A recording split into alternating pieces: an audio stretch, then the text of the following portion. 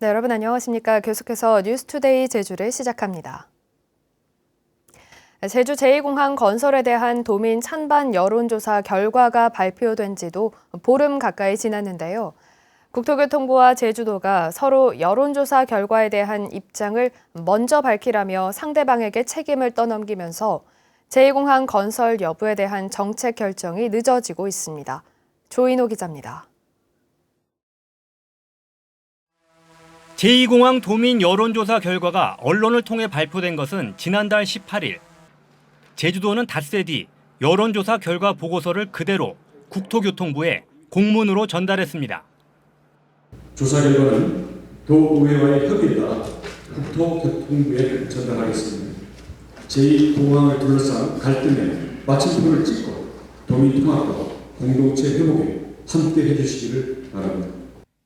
그런데 국토부는 곧바로 제주도에 공문을 다시 보내 여론조사 결과에 대해 어떻게 판단하는지 종합적인 의견을 제시하라고 요구한 것으로 확인됐습니다. 도민 의견을 반영하려면 지방자치단체장의 찬반 입장도 알아야겠다는 취지라며 제주도가 의견을 보내면 환경부와 후속 조치를 협의하겠다는 것입니다. 이에 대해 제주도는 국토부가 보내온 공문에 답변할 계획이 없다고 밝혔습니다. 제주도가 어떤 의견을 보내도 찬반 양측이 반발해 갈등이 생길 것이라며 국토부가 결정할 때까지 기다리겠다는 것입니다. 이런 가운데 이낙연 더불어민주당 대표는 여론조사 결과를 존중한다면서도 공항 인프라 확충 문제도 해결이 안 된 상태로 남아있다며 결정을 늦춰야 한다는 듯한 입장을 밝혔습니다. 조금 시간을 갖고 다시 궁리해야 될 때가 됐다 이렇게 생각을 합니다. 이 단계에서 어느 구체적인 방향을 저희가 먼저 제시하는 것은 적절하지 않다고 생각합니다. 이에 대해 국민의힘은 이낙연 대표가 정책 혼선을 야기하고 있다며 입장을 명확히 밝히라고 요구해 제2공항 문제를 둘러싼 논란은 여론조사가 끝난 뒤에도 좀처럼 가라앉지 않고 있습니다. MBC 뉴스 조인호입니다. 제주 4.3 특별법이 개정되면서 희생자와 유족들은 이르면 내년부터 정부에게 배상금 성격의 위자료를 지급받게 됩니다. 4.3 유족회가 회원들의 위자료를 자발적으로 출연받아 평화기금을 조성하는 방안을 추진하고 있습니다. 현재훈 기자가 보도합니다. 행정안전부는 오는 9월까지 연구 용역을 거쳐 4.3 희생자에 대한 위자료 지급 기준과 성격, 재원 조달 방법 등을 결정할 계획입니다. 위자료 예산이 정부 예산안에 반영되면 내년부터 희생자에게 위자료가 지급될 것으로 예상됩니다. 4.3 유족회는 위자료가 지급되면 희망하는 유족들로부터 위자료를 출연받아 기금을 조성하는 방안을 추진하고 있습니다. 진짜 영령들이 죽으면 헛된 죽음이 안 되도록 평화기금을 마련해서 평화와 인권 사업에 쓰고 아니면 더 나아가서 인재들을 항상 장학 사업에 써서 국가의 인재로 육성하자. 희생자 14,000여 명 가운데 사실상 연고자가 없는 3,000여 명에 대한 정부의 위자료 지급을 압박하는 측면도 고려된 것으로 해석됩니다. 4.3 유족회는 73주년 추념식이 끝나는 대로 유족들의 의견을 수렴해 기금 조성 방안과 사업 계획 등을 결정할 예정입니다.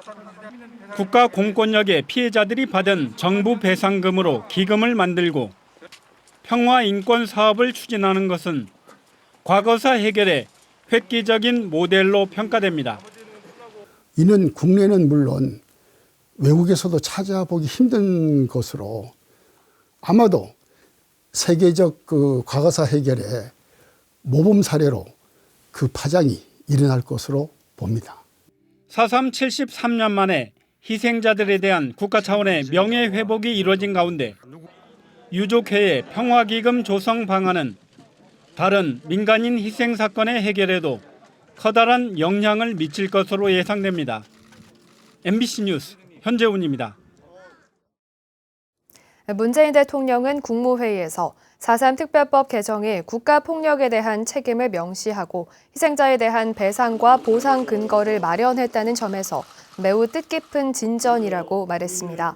문 대통령은 정부는 특별법의 의미를 잘 살펴 4.3 희생자에 대한 공정하고 합리적인 배보상 기준 마련, 추가 진상조사와 특별재심 등 후속 조치를 차질 없이 이행해 나가겠다고 말했습니다.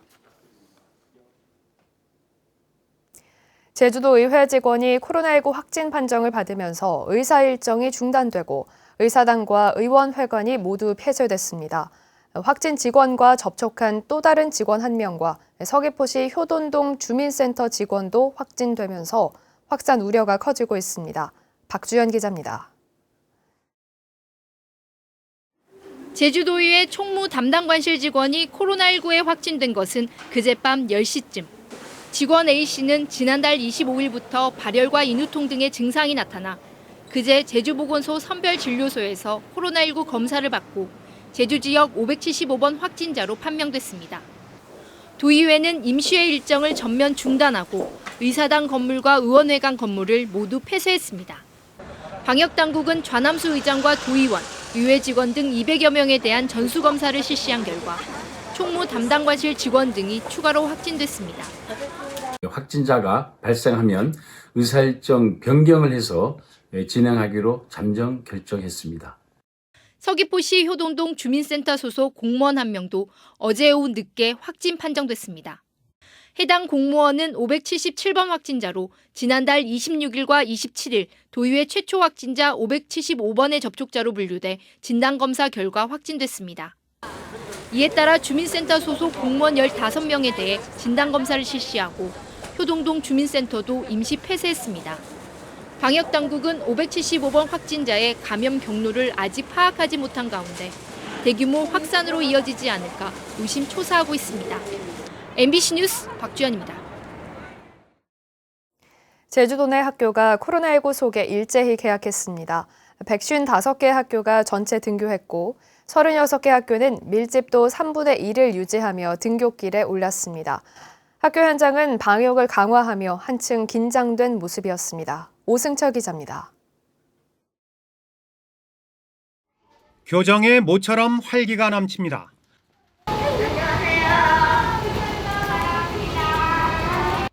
오랜만에 만난 선생님, 친구와 반갑게 인사하고 이야기꽃을 피웁니다. 나는 2학년 2번이 됐을까? 나는 3학년 1번 됐어. 여기 입학식하는 애들이 있네? 입학식장 입구에서 발열 체크를 하고 2m 간격으로 떨어져 자리에 앉습니다. 신입생이 50명 미만인 학교들은 학부모들이 함께했고 50명 넘는 학교는 신입생과 교직원만 참석한 가운데 입학식을 열었습니다. 정상적으로 입학식도 이제 할 수 있어서 너무 좋고 코로나 상황에서도 아이들이 학교 생활 재밌게 잘 했으면 좋겠습니다. 도내 191개 초중고등학교가 일제히 개학했는데요. 전체의 80%가 넘는 155개 학교가 전체 학생 등교 수업을 하고 나머지 학교는 학생의 3분의 2만 등교합니다. 등교 수업이 시작되면서 학교 현장의 방역은 더욱 꼼꼼해졌습니다. 교실에 들어가기 전 소독제로 손을 닦고 열화상 카메라로 체온을 측정하는 건 필수. 교실과 급식실, 화장실 등은 매일 소독이 이루어집니다. 제주도 교육청은 보건교사 137명과 방역인력 848명을 일선 학교에 배치하는 등 방역을 강화하고 있습니다. 100명 이상의 학교라든가 44명 이상의 병설 유치원에도 열화상 카메라를 지원을 했고 올해 예산에 약 29억 9,500만 원 정도의 방역 물품 예산을 좀 편성했습니다. 도교육청은 등교의 기쁨이 지속되기 위해서는 도민들의 연대와 협력이 절실하다며 가정과 학교에서 방역 수칙을 철저히 지켜달라고 당부했습니다. MBC 뉴스 오승철입니다. 제주 경제가 코로나19 여파에서 벗어나지 못하고 있습니다. 호남지방통계청이 발표한 2021년 1월 제주 지역 산업활동 동향에 따르면 대형 소매점 판매액 지수는 97.1로 지난해 같은 달보다 6.6%, 전달보다 1.7% 줄었습니다. 상품별로는 신구간이 겹치면서 가전제품만 증가했을 뿐 의복과 화장품, 음식료품 등 대부분이 감소했습니다. 한편 광공업 생산은 지난해 같은 달보다 11.6% 늘어난 반면 전달보다는 4.5% 줄었습니다.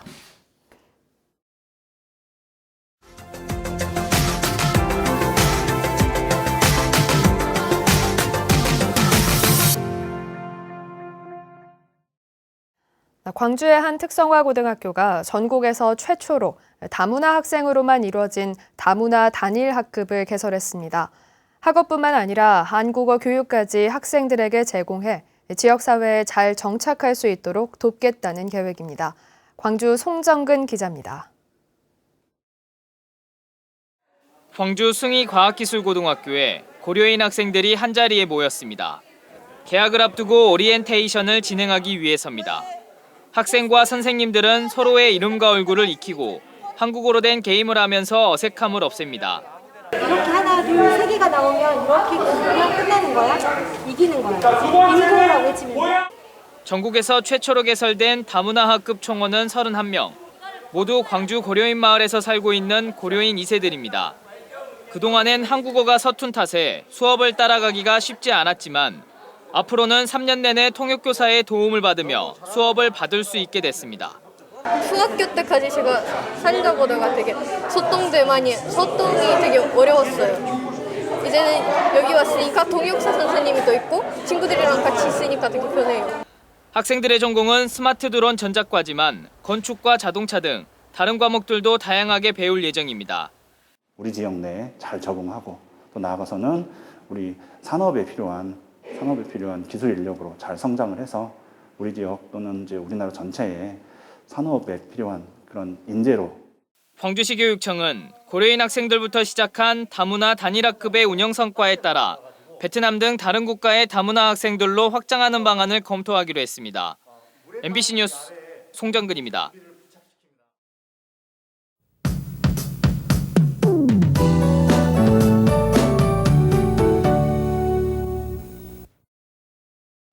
오늘 아침 공기도 제법 차갑습니다. 현재 북쪽 찬 공기의 영향을 받고 있는데 밤사이 하늘도 맑아서 복사 냉각이 활발하게 이루어졌습니다. 오늘 아침 기온 어제보다 2도가량 낮게 시작하고 있고요. 아침까지는 쌀쌀하겠지만 낮부터는 기온이 오르겠습니다. 오늘 일교차가 크게 벌어지는 만큼 건강관리 잘 해주시기 바랍니다. 내일은 비가 내리겠습니다. 제주도 남쪽 해상을 지나는 저기압의 영향으로 내일 아침부터 비가 내리기 시작하겠는데요. 비는 경칩인 모레 새벽까지 내리겠습니다. 특히 내일 오후부터 밤 사이에 산지를 중심으로 많은 비가 내릴 것으로 예상됩니다. 비의 양은 20mm에서 최고 60mm로 양이 적진 않겠는데요.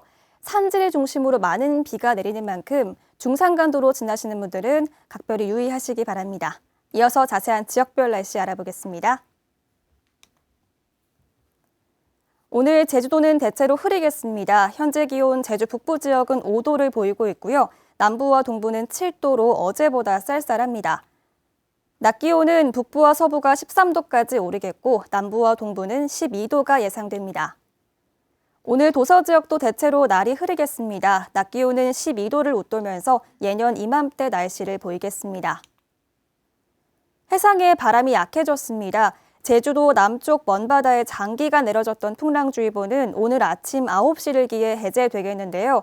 특보는 해제되지만 오늘 밤까지 바람이 불면서 물결이 4m까지 매우 높게 일겠습니다.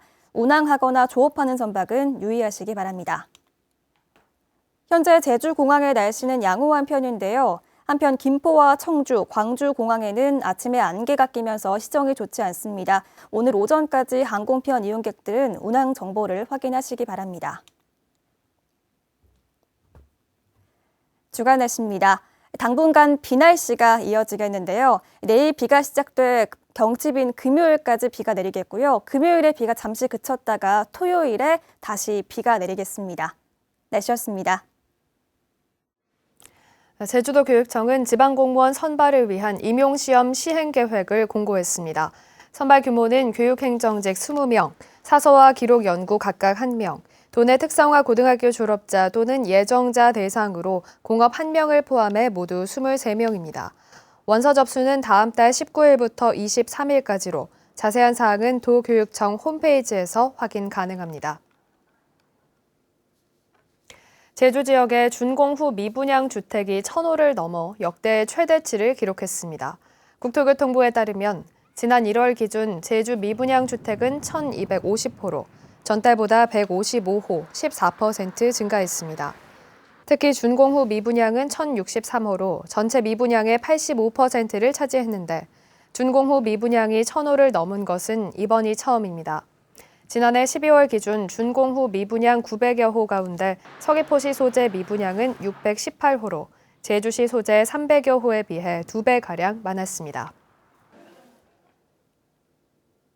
제주도는 코로나19로 어려운 관광업체들을 지원하기 위해 지난달 말로 종료됐던 제주관광진흥기금 특별융자 신청 기간을 오는 12일까지 연장한다고 밝혔습니다.